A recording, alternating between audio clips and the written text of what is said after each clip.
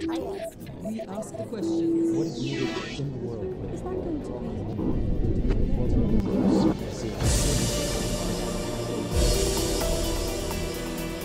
be? Canada's leaders on the global arena, no longer ready to let others take the lead. Instead, Canada under Prime Minister Harper liberating itself from the firm grip of, quote, moral relativism. Those are the words of the Foreign Minister himself, John Baird. After the last election, the country now in the process of what's being described as the most dramatic shift in post-war Canadian foreign policy history. The man leading the charge, taking a strong public stand for what he calls Canadian principles of what is right and what is wrong. Canada does not go along in order to get along. We will go along only if we go in a direction that advances Canada's values. The steps John Baird is taking with Conservative Prime Minister Harper raising eyebrows both at home and abroad. While his policy of moral clarity encompasses staunch support of Israel and hardened rhetoric against Iran, it doesn't extend to a clear condemnation of Israeli settlements and occupation. That's leading critics to ask to what extent the government's foreign policy is catering to the country's evangelicals. I'm the one who speaks for the government, as does the Prime Minister, and I couldn't be clearer. Those motivations are not, have never been discussed at the cabinet table. I can't be clearer than that. Today on Talk to Al Jazeera, Canada's Foreign Minister. A conversation with John Baird.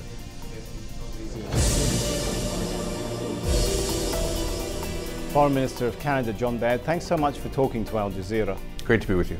Syria is, of course, a big concern to the international community, isn't it? And despite that, it seems like there's little progress being made. What does Canada think the international community should do, can do at this point? Well, I think there's a real concern for people right around the world, particularly in Canada, where people see the bloodshed on television, and more than anything, they want it to stop. Obviously, we've been working closely with the Friends of the Syrian People to try to call for Assad to go. I think one of the urgent needs is for humanitarian assistance. We've stepped up in a big way with substantial financial resources to provide medical support, food, clean water for the people affected by this. We'll be meeting in the coming days to look at what we can do to stand in solidarity against the violence and the Assad regime. As you look at what the world can do, should perhaps some countries be looking more towards, if not military intervention, perhaps arming the opponents of Bashar al-Assad to end his regime? Well, listen, just because it worked in Libya doesn't mean it'll necessarily work in Syria. We've got to judge every circumstance on its own. I think so how do you judge it then? I think we've got to get the UN Security Council to take action. Obviously, we're disappointed by Russia and China's vetoes. So we'll stand, together in solidarity with the Syrian people in a few days' time.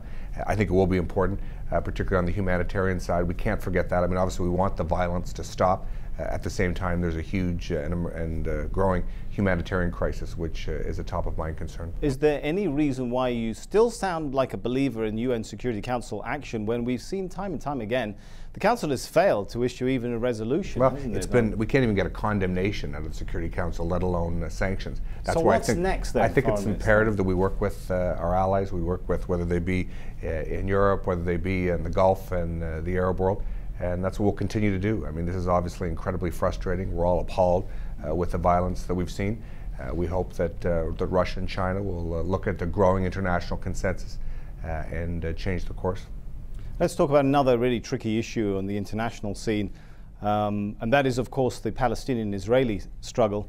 Your government has been described as instituting the most dramatic shift in post-war Canadian foreign policy history. Have you realigned Canada's foreign policy to be more favouring Israel rather than playing a sort of balanced approach between the Israelis and Palestinians? Well, I think we take Canadian policy decisions based on two things: Canadian values, those are obviously liberal democratic and freedom, and Canadian interests. Obviously, with respect to the State of Israel, we're a good friend and a strong ally, and we don't apologize for that. At the same time, we're a strong supporter of the Palestinian Authority. We're a leading financial contributor in development assistance, and we obviously want to see a peace negotiated between the two parties. I think obviously, though, you look at the violence that the State of Israel has faced from Hezbollah, from Hamas, that's deeply concerning, and we're not going to take an honest and balanced approach when it comes to two international terrorist organizations and a fellow liberal democracy. Okay, it's interesting that you use the word a supporter in reference to the Palestinians, because some of the criticism leveled at you is during your speech to the United Nations on September the 26th, the allegation is you removed a reference to Canada being a leading supporter of the Palestinian people and left only a reference to your support to Israel. Well, listen, in Canada, the foreign minister is responsible for his own speech, and I may get drafts done by the bureaucry, but at the end of the day, it's the elected government. You decide. It's Fine. the elected government which makes decisions. Why did you take it out then, is my question. Listen, I don't know about draft A or draft B. I can't say this. The facts speak for itself. We're a leading financial contributor to support the Palestinian Authority. We've done a lot to help them build capacity and security. We celebrate that. We celebrate the huge economic success. I was in Ramallah and had good meetings with President Abbas and Prime Minister Fayed. You've seen some significant improvements under their leadership, and Canada will be there to strongly support it. But when it comes to Hezbollah on the north and Hamas in Gaza, we're not going to stand by neutral. This is a huge threat to the state of Israel, a huge threat to a liberal democracy against, by an international terrorist organization. And both of these cause us great concern, and we won't sit back silently on that. How does your government then, you're right, Canada does give a lot of financial support to the Palestinians. How do you view, and how does your government view settlements, though? Are they illegal? Well, listen, we think unilateral action on either side is distinctly unhelpful. We've said that repeatedly. But is it illegal, sir, at the same rather time, than I'm unhelpful? I'm not going to get into the particulars of that. It's certainly unhelpful, as is the unilateral bid for independence. We think the two parties have got to stop the debate on what will be debated, stop the fight about what the negotiations will be like, get to the table and come to a negotiated settlement. That's the best way to get peace in this conflict. Well, we understand your vision on getting peace, but why will you not get into that, as you just told me, when it's about settlements? You're very bold to take a clear stand on other issues which you feel you should. And this is an issue which, according to international law, is considered illegal. Why are you not able to? I think everyone around the world knows that there'll be discussions. They'll be done at the table, and I think Sure, we'll look at the position, 67 sure. borders. There'll be land swaps. That's how peace will be discovered. It won't be by the Canadian Foreign Minister's views on the intricacies, and I'll leave it at that. Okay, I mean, I understand your views on that. I understand that you will not be making peace, but what I would like to know is, how do you view things like the 1967 territories? Are they occupied? Are settlements illegal? Because a lot of people are asking, has Canada's foreign policy shifted on those issues or not? Yeah, I mean, obviously there's no doubt that Canada is a good friend to the state of Israel, a good friend to liberal democracy. We're a good friend, I think, to the Palestinian people. If you look at the financial resources that we've put into development assistance, having said that, I think the government of Canada thinks that unilateral action on either side is distinctly unhelpful. We believe that both parties have got to stop debating about the negotiations and sit down at the table unconditionally and begin to tackle some of these issues. With all due respect, sir, but you're simply then refusing to answer my question about how you view settlements and occupied territories. How I view settlements, distinctly unhelpful, as we view the unilateral bid for statehood by the Palestinian Authority. We believe that the two parties have got to sit down and begin to negotiate a final settlement agreement. Let's talk about another issue. Perhaps you'd be more forthcoming on your views about that. The situation with Iran, another concern to the world. Recently, the leader of Israel was in Canada this month talking about his concerns. What was the Prime Minister of Canada's response? What was his position on the idea of supporting a unilateral Israeli strike on Iran?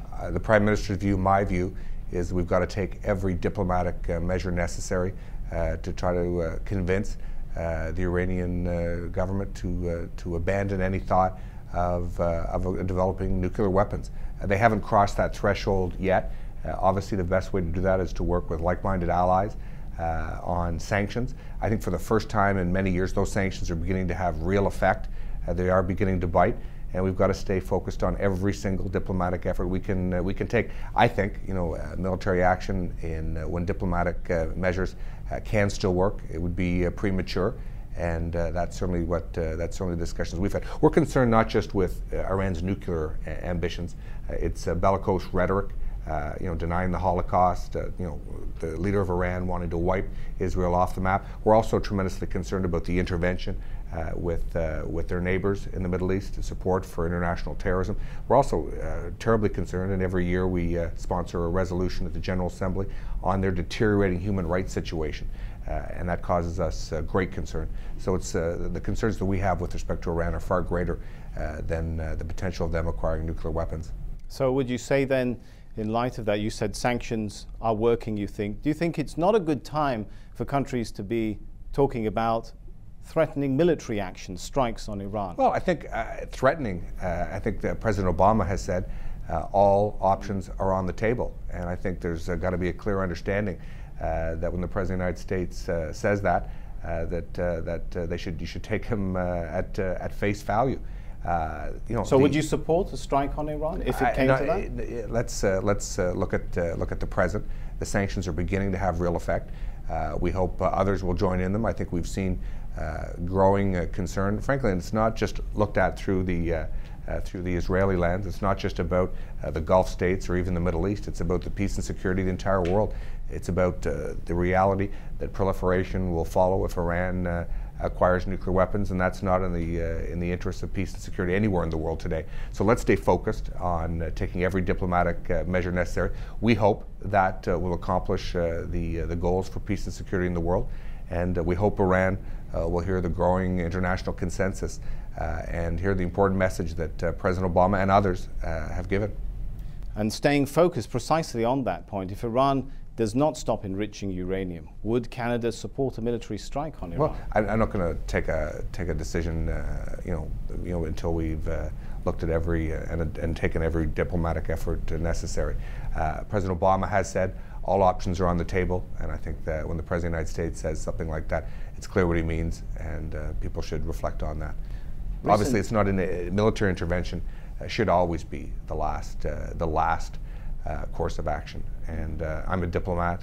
Our goal is to try to see diplomacy work. We're working very well with the Americans, with the European Union, with you know, folks in the Middle East, and we're going to continue to put every single focus and pressure on that. It is important for the government in Iran to know that military option is on the table for President Obama. All right. Now, when we look at recent media reports citing intelligence officials both in the United States and in Israel, they talk about how both intelligence agencies have reached the conclusion that Iran is not seeking nuclear weapons at this point. I accept that. You accept. Having said that, they haven't made the decision to do so how to real nuclear is the weapons threat program. How real is the threat and fear of an Iranian nuclear attack, which the Prime Minister of Canada has spoken about? Oh, if they haven't made the decision yet to construct nuclear weapons, but you wouldn't be enriching uranium to 20%, and the centrifuge initiative wouldn't be there if you know, for any other reason. So they're clearly getting all the ingredients together in dispersed locations, as many as 20 around the country, and you know, they can make the decision and then be able to move rather quickly. So their actions speak louder than their words. I accept the fact that they haven't made the decision to cross that threshold, but when they're putting together all the ingredients, I think it's reason for it to constitute the biggest threat to peace and security in the world today. Help people outside of Canada perhaps to understand Canadian foreign policy and the perceived shift that I referred to earlier on in Canadian foreign policy. You have writers saying, as I mentioned, that Canada's foreign policy is really shifting in a new direction. To what extent is that a result of what is going on within the Conservative Party that you're a member of? The fact that you're building an alliance with conservative Christian Zionist elements, with Catholics, with Jewish organizations. Is that what goes on in being one of the influences or inspirations, shall we say, for Canadian foreign policy? Listen, right now? there any change, real or perceived, about our policies with respect to peace in the Middle East certainly are not influenced by domestic politics.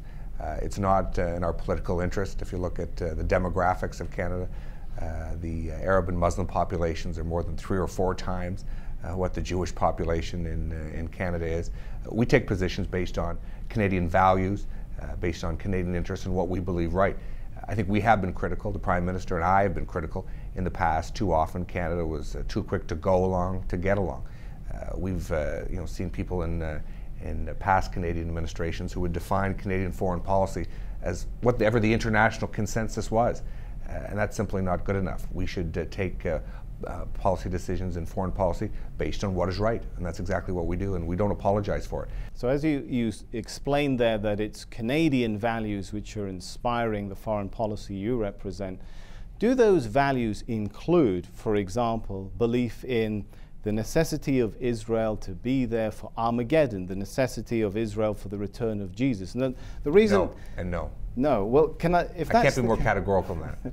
Well then, allow me to read to you a quote here in 2010, the Jewish Tribune, quoting Conservative Member of Parliament for Essex as delivering the Prime Minister's greetings to a Christian Zionist event in Toronto and saying, "The creation of the State of Israel fulfills God's promise in Deuteronomy to gather the Jewish people from all corners of the world." Yeah, how does that fit in with your foreign policy? That's certainly not the motivator of our foreign policy. What is the motivator of our foreign policy is to stand up for liberal democracy, to stand up for Canadian values, to stand up for Canadian interests. In my own constituency in Ottawa, Arabs and Muslims outnumber Jews by a factor of 4 or 5 to 1. It's not, we don't take these decisions because we think they're politically advantageous. We take them because they're deeply held, and I think they reflect Canadian values. So why not just to support a liberal democracy, but also to stand up to international terrorism. So if that's your position, then why would Mr. Jeff, the Member of Parliament for Essex, convey that message, apparently on behalf of the Prime Minister, to this gathering? Yeah, listen, we have 166 members of the government caucus on foreign policy.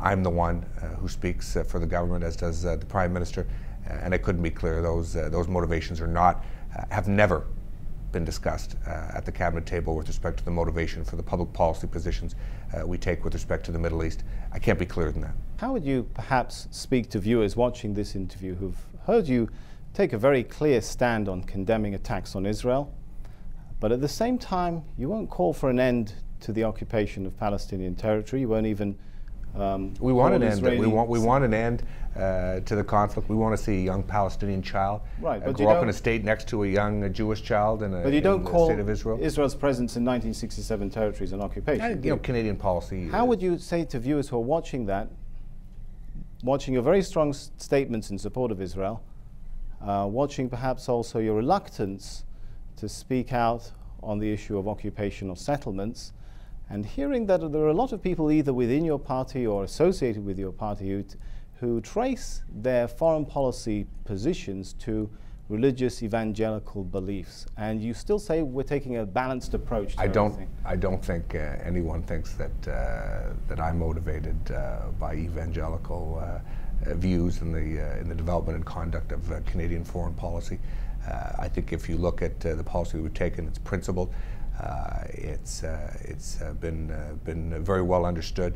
It's certainly not for political gain in Canada. If you look at the demographics of the country, I think at the end of the day, some will agree and some will disagree. But I think they'll respect the fact that we take difficult public policy decisions based on what we believe is right. And I can tell you that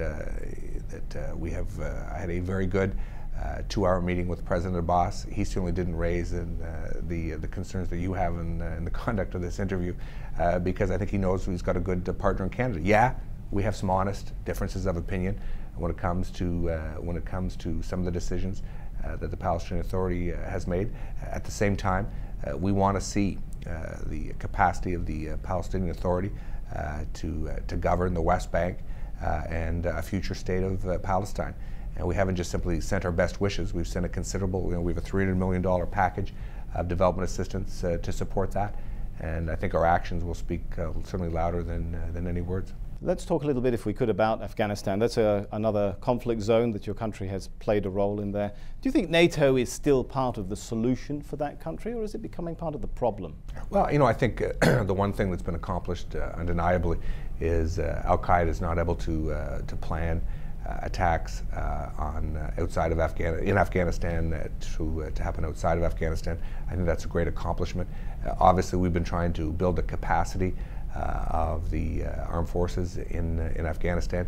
Canada had 3,000 troops, combat troops. That mission ended last year, and now we're into a training mission. We've got more than about 1,000 Canadian forces there providing capacity building and training to the Afghan forces. We're there at the invitation of the democratically elected government. I think Canadian forces are doing a good job in that, and that's obviously a 3-year mission which ends in 2014. And you think you should stay the course until 2014? Your presence there is, I think it's making a still difference. A positive factor? I think it's making a difference. You know, listen, if it was easy, we wouldn't need to be there. It is challenging. It is tough. The history of Afghanistan has been that way for many years. So what is still left to be achieved then? If all you've mentioned to me a list of achievements, I think if we can, I think first and foremost, if we can turn over the security of Afghanistan to the Afghan people and their elected government, that would be a great. So they're not ready for that stage, then. Obviously, well, the fact that there's a significant training mission going on there, whether it's the United States, Canada, and others, I think demonstrates that they want that capacity building. They want that support, and obviously, Canadian forces are there to provide it.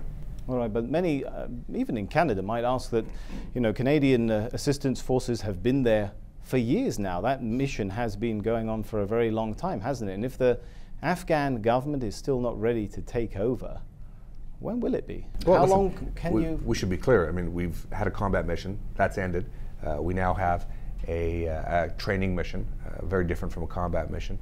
And obviously it's a 3-year mission. It started last year and it'll conclude in 2014.